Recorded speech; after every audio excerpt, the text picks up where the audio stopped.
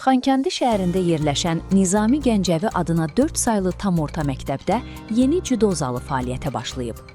Dəqiq ekspert Azərbaycan Cüdo Federasiyasına istinadən xəbər verir ki, müasir standartlara uyğun tatamilər və zəruri avadanlıqlarla təchiz olunan zalda paltar dəyişmə otaqları və digər köməkçi sahələr yaradılıb.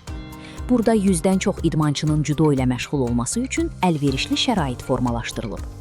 Qeyd edək ki, 2022-2026-cı illər ərzində Gəncə, Sumqayıt, Qusar, Ağstafa, Zaqatala, Goranboy, Sabirabad, Zirə, Ağdaş, Kürdəmir, Astara, Cəlilabad, Tərtər, Qax, İmişli, Şabran, Daşkəsən və Yevlax da daxil olmaqla ölkənin müxtəlif şəhər və rayonlarında yeni cüdo zalları istifadəyə verilib. Bununla yanaşı Bakı və regionlardakı 202 idman zalına ümumilikdə 14.300 tatami paylanılıb.